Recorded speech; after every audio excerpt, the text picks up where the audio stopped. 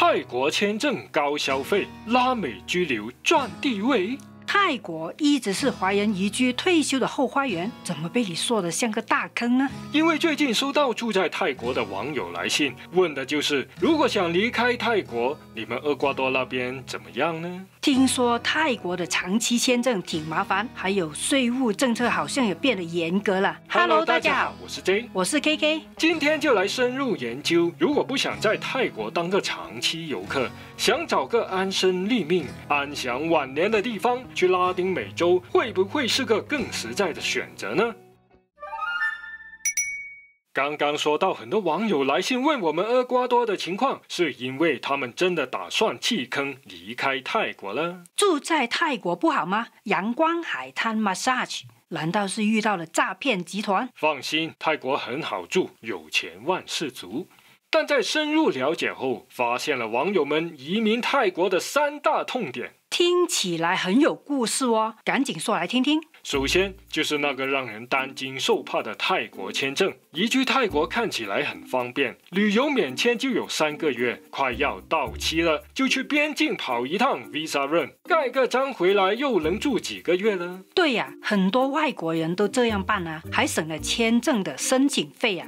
但现在泰国移民局又开始严厉打击，今年已经有接近3000人被拒绝入境了。那不是还有精英签证吗？花钱买个安稳，总算可以吧？大概需要2万多美元，你以为买到的是什么呢？5年有效的居留签证啊，可以来去自由，很 VIP 耶。这只是张长期门票，无论是住5年还是10年，都没有永久居留权啊。说的也是，5年后还是要付钱续签啊。另外，2024年新税法出台后，只要住满180天就是税务居民，海外收入汇进来泰国，通通都要课税哦。那不如在当地做点小生意，帮补一下吧。泰国法律规定，外国人开公司，泰国人必须占51%的股份。意思就是你出钱开餐厅，老板肯定是你，但大股东必须是泰国人。好吧，不做生意了，过来买个房自住，这样行吧？签证会不会好办一些呢？不好意思，买房不等于有居留权，而且外国人不能买带土地的房子，只能买指定项目的公寓。这样估计包含不少外国人税呀。不过为了下一代有个更好的环境，这笔钱都值得付吧。毕竟泰国有很多国际学校啊。因为这2年很多中国移民涌入，现在那边的国际学校都快变成唐人街分校了。就有人说笑，现在去泰国读书的最大收获就是学会了各种不同的中文方言，而不是学英文了。一个讲英语的老师对着台下一班讲华语的学生，下课还一起聊淘宝双11 shopping， 果然是痛并坏了着。如果等孩子长大后才发现拿不到泰国永居，但要去欧美留学也不容易，想在当地找工作做生意就更难了，这不就是两头不到岸吗？泰国3大痛点：签证难办，税收增多，前景模糊啊！如果不想只当个长期游客，是不是该打开地图看看哪里有更好的选择呢？不移民泰国，除了搬回原居地，现在还有什么好出路吗？有些人会去日本，透过经营管理签证，在日本做点小生意，也是一条不错的移民路径。但最近听说门槛大幅提高啊，从500万日元飙升到3000万了，而且签证要年年审核啊。正因如此，有些人会选择移民欧洲，比如匈牙利就挺热门了，投资25万欧元到房地产基金就能拿到10年的居留权。我们之前的影片有讲过，有兴趣的朋友可以去看看哦。欧洲、日本当然吸引，不过移民门槛都水涨船高了，有没有那种门槛低又能休闲生活的选择呢？有啊，来拉丁美洲吧。今天就把泰国、厄瓜多、乌拉圭这3个拉出来比较一下，看看在居留权、税金方面，还有子女教育，哪个会更好呢？来第一回合，签证成本哪个最低呢？首先，最热门的泰国精英签证铜卡，5年有效期，大概是2万美金，这概念就像去健身房办会员卡，钱给了就是给了，不管你有没有去，1分钱都拿不回来哦。花钱买时间，真正消费钱。如果移民厄瓜多呢？来厄瓜多，你的钱不用交会员费，而是存进银行做投资，门槛是跟着当地最低薪资挂钩，目前是47000美元。这数字比泰国贵2倍耶，怎么算的呢？这47000美金是在厄瓜多的银行做定期存款，而且还有利息哦，大概有5至7%，相当于每年有2-3千美金的利息收入了。咦，让我算算，平均每个月200多利息耶，这在厄瓜多够我们买菜吃啦。对于退休族、躺平族来说，吸引力很大哦。何止买菜了，这是移民存钱赚利息，还送你居留身份。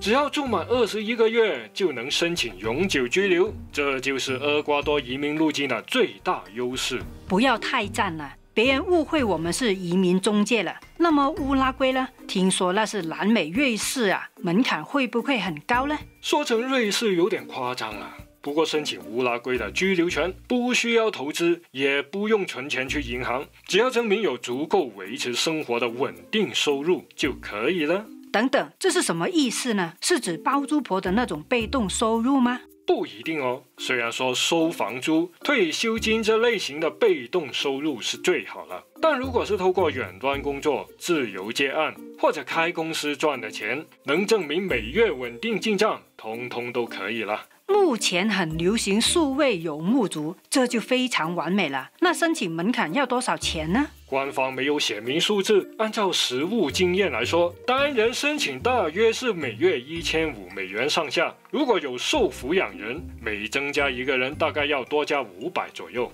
那这条路可以通往永久居留权吗？如果成功申请，就是永久居留权了。没搞错吧？有这种好事哦。人家的官网是这样写嘛，链接放在影片说明栏，有空去看看吧。你觉得哪个签证更好呢？欢迎留言告诉我们。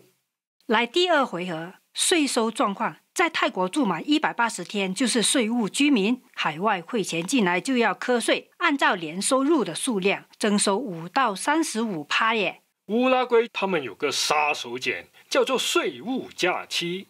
要拍连续剧吗？到底什么意思呢？意思就是现在新登记的税务居民，如果把钱汇入乌拉圭，在之后长达11年时间内都可以享受免税优惠哦。真是黑五打折都没有这么多。那么11年之后呢？要收多少税呢？从第12年开始，海外被动收入税率为12%。而主动收入就是打工赚的钱啊，或者房地产租金、退休金依然是免税。看来乌拉圭真的不想吓跑退休族跟包租婆呀。还有另外一个套餐可供选择哦，就是从登记成为税务居民的第1年就开始交税，但税率永远锁定在7%。还有 A 餐 B 餐选择耶，考虑周到啊。至于在厄瓜多，只要每年住满183天就会成为税务居民。法律上说，海外收入是需要征税，但对于外国人嘛，也是有些灵活处理的空间啊。这空间会不会大到不用缴税呢？简单来说，如果这笔收入已经交过税，那么就可以免税。通常是有税务协议的国家都能这么办。按照我在厄瓜多生活的经验，汇钱进来厄瓜多基本上都不会被课税哦。在厄瓜多生活了2年多，钱要进来是没有什么问题。不过想把钱汇出去，那就课税咯。没错，其实厄瓜多最让人头疼的问题就是资金汇出税要收5%哎。不过按照个人经验来说，大笔汇款肯定会收税，而1000几百嘛就不一定收了。对比过签证跟税金，还有第3回合，下一代的教育怎么办呢？刚刚说泰国的国际学校都快变唐人街分校了，这种事情在拉丁美洲简直无法想象了。这边的学校大体分3种，公立、私立，还有国际学校。不如单刀直入最重要的问题，可不可以直升美国的大学呢？在厄瓜多有蛮多的美式教育学校，学制完全对接美国，毕业就能拿双文凭，直升美国大学，不是问题啦。现任的厄瓜多总统罗波尔也是去美国留学的呀，这条路应该很稳吧？那么乌拉圭呢？乌拉圭走的是欧洲路线，那边的私立学校很推国际 IB 文凭。如果想去英国或欧洲读大学，那就很方便呢。换句话说，厄瓜多方便去美国，乌拉圭就方便去欧洲读书啦。你是想继续留在泰国当个游客，还是来拉美做个市民呢？欢迎留言告诉我们，有任何错漏也请多多指教。如果真的打算要从泰国搬到拉丁美洲，接下来这一段就很重要了。最重要的不是买机票、收拾行李吗？没那么简单。办移民手续最难搞的就是跟文件打交道，而泰国并非海牙认证成员国，这意味着拿到所有的文件，比如无犯罪记录，到了拉丁美洲都不能直接使用哦。多付点手续费能解决吗？无论如何，都必须在离开泰国之前，把文件完成双认证。双认证？你说是像 Google 登录的那种双重验证吗？哎，别乱猜了，就拿最关键的无犯罪记录来说吧。